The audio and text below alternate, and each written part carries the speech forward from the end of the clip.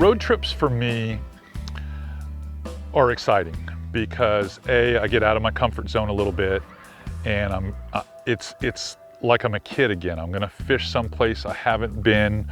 I'm gonna learn something, and believe it or not, I, as the instructor, do learn something each and every time I go on the water, especially if it's a new zone. It keeps me young. It keeps me invested in the day of fishing because I don't know what's going to happen. I have not seen this movie before. I know it's going to be something brand new.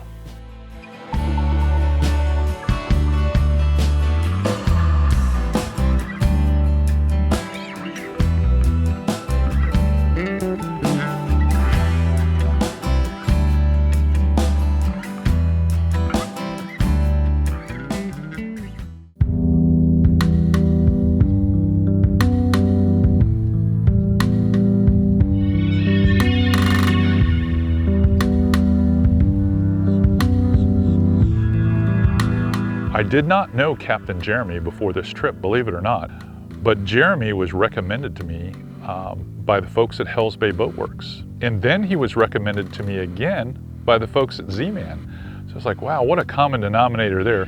Jeremy was actually mentored by an old tournament friend of mine, which is Captain Ben Alderman. And Ben, in my opinion, is one of the best anglers, best guides, best fishermen that I have ever known in this game. So knowing that Jeremy had this pedigree of being under the wing of Ben Alderman, I was quite confident that Jeremy was going to be the guide I needed to fish with.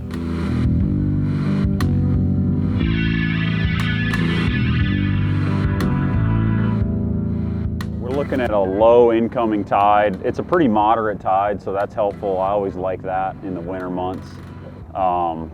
And you know, we're already kind of a little bit into the low incoming, and then we'll kind of progress into a moderate high tide. Well, I'm anxious to get going. Sight fishing is something I really enjoy, and it's been a while since we filmed here in the low country of South Carolina, so I've been looking forward to this. To be honest with you, it's not hard to push me to get me to want to come up here and film because I love the food here in Charleston. God, the food is unbelievable. It's a good place to be, and everybody wants to be here, you know? Yeah. We have a lot to offer as far as the fishing goes. I'm looking forward to today. This is going to be fun. Yeah, it's going to be a lot of fun.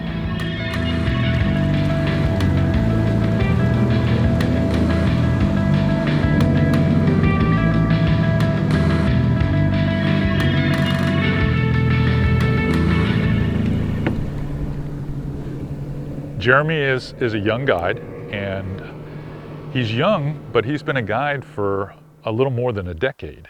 And he's very, very knowledgeable in certain zones in the area that we happen to fish, where he's spent time there since he was a teenager. There's a little bit of trembling right up ahead at like 11. Looks like there's some fish moving up there like about 120 feet. That water's kind of just shaking a little bit.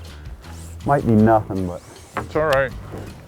I need to get my hands warm. I can barely feel the line coming under my thumb right now. If I had to guess, CA, I would guess they're probably at about our depth, kind of right on this line. Probably not, you know, super tight, but sometimes they prove me wrong. So, you know, I always tell people to pay attention to where you see them because they're probably hanging in a certain depth. You know, there's some movement right up there. You see those fish, right? Yeah, I do. Right against the edge.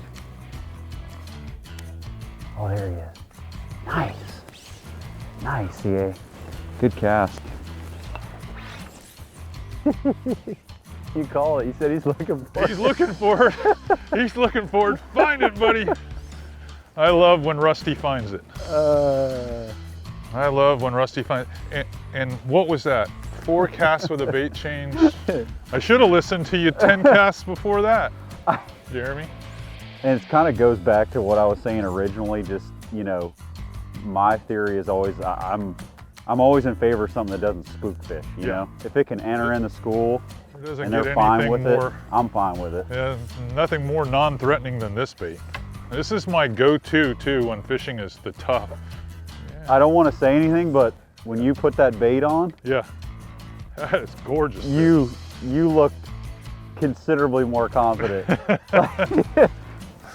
Okay, this is the part that's gonna suck. My hands are gonna get wet. Man, I can barely get my hand around this one. That's full grown. It's a nice fish.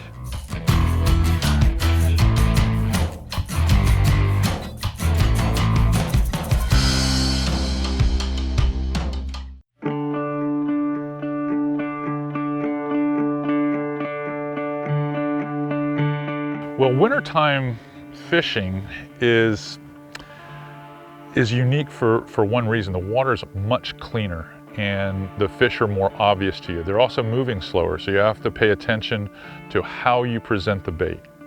So where in the springtime, the summer, or the fall, when the water temps are much warmer and they may be a little bit more active, or I guess they would receive a presentation that would be a little more acute, bouncing the bait and twitching it a lot.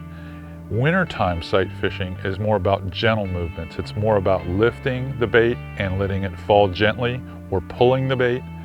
Those types of retrieves were absolutely what those redfish wanted. It took me a few minutes to get in tune with that again. And I'm gonna blame a lot of that on the fact that it was pretty dang cold.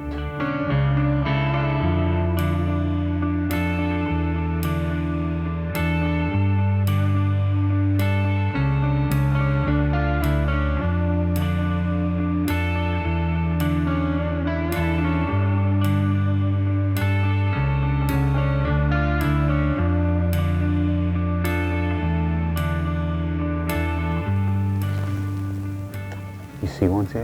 He just saw it.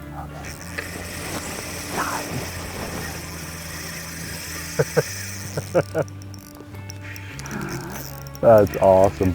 Just keep it high. Another one in here. Two of them coming out.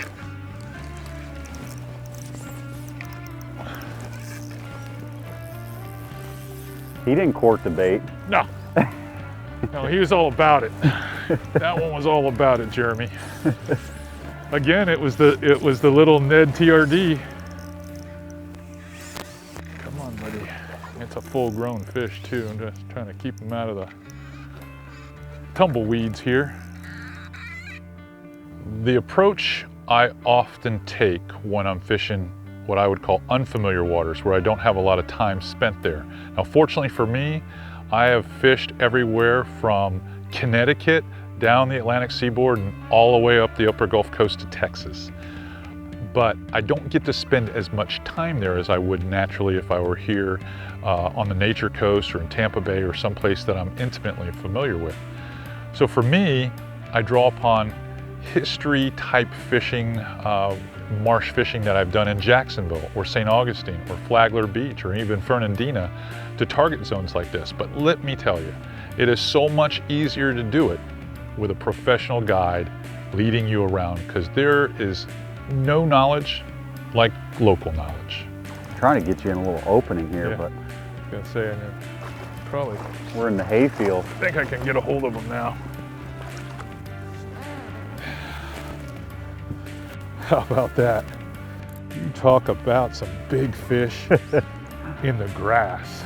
This isn't even a flood tide. This isn't even what it's about. Look at that, Jeremy. That's awesome. That is crazy. Nice color too.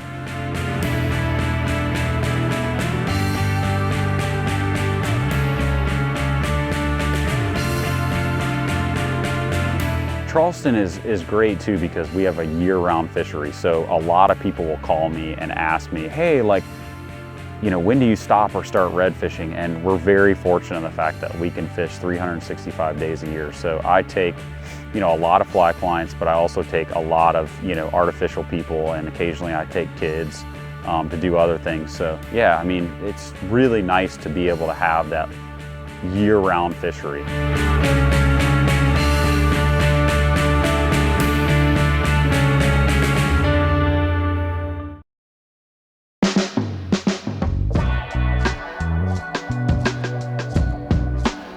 Probably the most endearing skill that I really appreciated about Jeremy is his calmness on the water. One of the things about being a great guide is being able to not get overly excited or try to do too much at one time.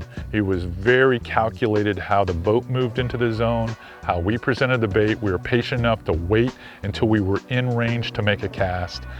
His anticipation skills of understanding where the fish were going from one zone on the marsh to the next zone on the marsh was, they could only be that if he was doing this on a daily basis, because that's what makes great guides the legends, is understanding where the fish are going to be next. You always have to treat it like a game of chess. You have to know where they're going to be 2 moves from now, so that you can be ready for it.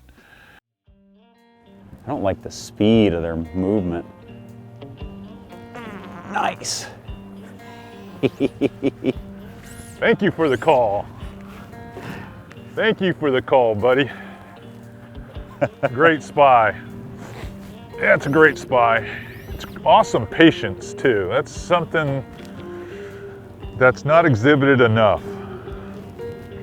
Yeah, he kind of looked like he saw something on the bottom there and went kind of head down, and then all of a sudden there was a little plastic worm sitting there beside him. One of the things that is fantastic about fishing on the stick, on the push pole, is the fact that we can continue to work the same shoreline and the fish never get the wiser. It's a nice fish. Yeah, it's good. Pretty. Fish.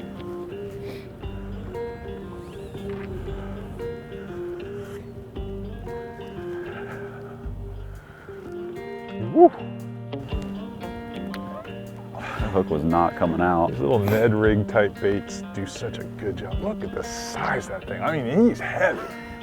Fishing redfish post cold front, sight fishing in the wintertime, tightens those fish up into schools. And we were able to follow one particular school around for quite some time.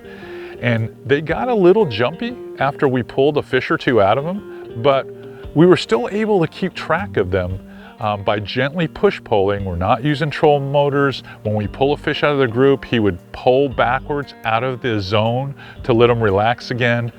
And those are skills that they're not innate. I mean, you have to learn that over time. Most guides would try to pull down, stick down, and stay right there. But he was smart enough to be able to pull off those fish, let them calm down and relax, and then we could go back and do our magic again. All right, today's episode with Captain Jeremy Mehlhaff, we employed several pieces of equipment that I know you're dying to know about. Well, the most important part of the equation was the scented jerk shads. This is the 4-inch scented jerk shads in the shiner color. Jeremy really likes the subdued look of this particular color. And even though I like to pick a flashier bait at times, it's really what worked the best. The second bait that we used or utilized the most was the Finesse TRD. And the Finesse TRD color that I prefer was the Mud Bug color. Very, very sexy little earthy looking color, kind of opaque in color with just enough bronze flake to give it a scaly look. What the fish think it is, I'm not sure. But when it comes to actually catching fish that are tough to feed, this little Finesse TRD is the way to go. The delivery system, pretty simple. One of my favorite rods. This is the Coastal Clearwater rod. This is the SWC-66M. It's a 6.5 foot medium action rod. It has about a 70-30 feel to the flex. It's nice and soft so that I can make a cast with a very small light bait. Now, one of the cool things about this rod setup is I have the 150 HG. This is the Curado DC. It's supposed to not backlash. This is the Shimano. And I didn't experience any troubles with it at all. In fact, I was throwing it as hard as I could, and I was getting casts from 75 to 90 feet out of this setup, and it worked beautifully all day long. Attached to the 15-pound braid, I have a short section here of 20-pound fluorocarbon. I've connected it with an Alberto knot. And the bait itself, you'll notice I did not put a loop knot here. I put actually an improved clinch knot right to the Chinlock's hook because I wanted to give the bait actually a little less action. Remember, they wanted a nice, smooth, slow, gentle presentation, and that's what worked.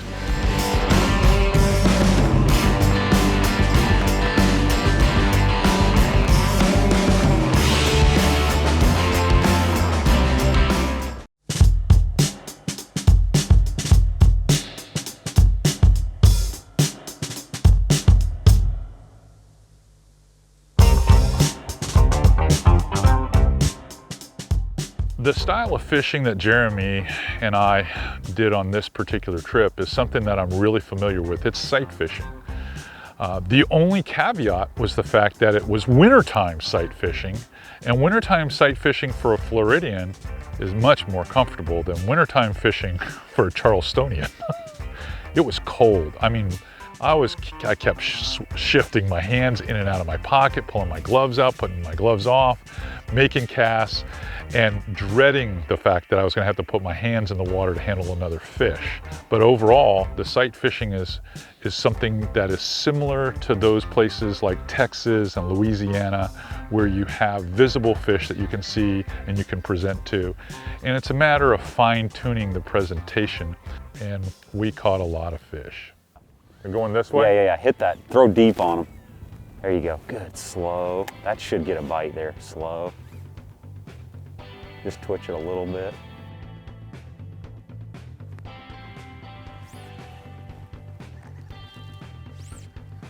Did he eat it, see it? Yeah. I think I got him. You sure? Oh, yeah, I couldn't look tell. at him go. Boy, you're spoiling me, Jeremy. You are spoiling me, sir. It's like you guys don't even have little fish in Charleston. They probably all eat at the same restaurants that we eat at. God, these fish are healthy. And the water's cold. You'd think they'd be a little slow, but boy, they're jacked. I feel like I'm grabbing a dang alligator. Look at that.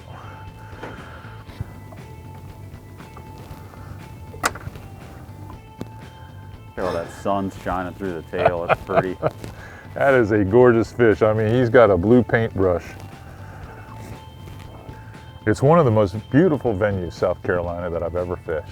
The golden brown marsh and the green water and the dark purple of the oyster bars out here, and the fish are so red with the blue tails. I mean, it's just one of those picturesque places. I mean, God, I am so envious of where you get to make your money, buddy.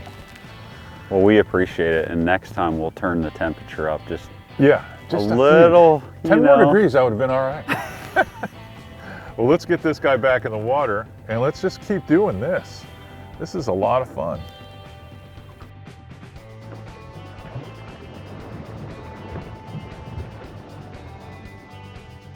See how easy this fishing is? It always works out this way. Easy peasy. Got a guide that tells you exactly where to throw. You can't screw this up. You can't even make this up. I'll tell you too, that they were much more approachable there.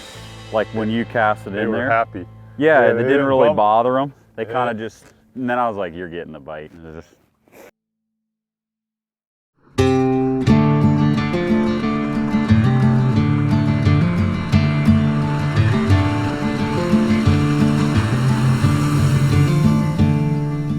you know, fishing with CA, I can't get over just this one moment that we shared.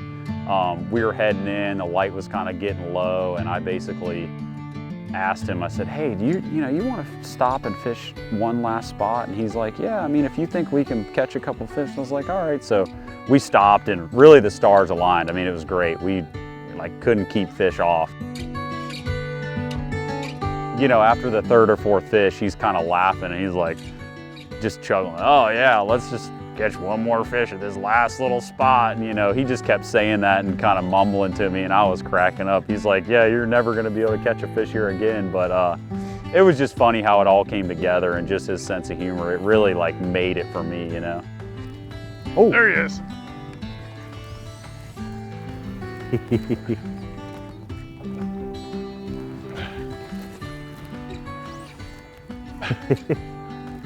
Nice.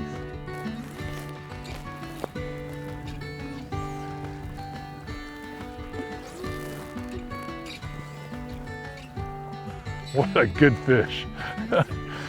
It doesn't get much better than that. It doesn't get much better than that, Jeremy. That is some good stuff.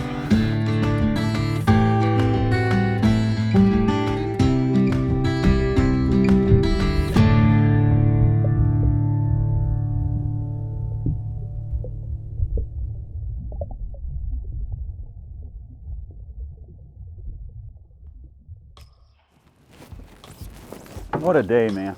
Unbelievable. Seriously.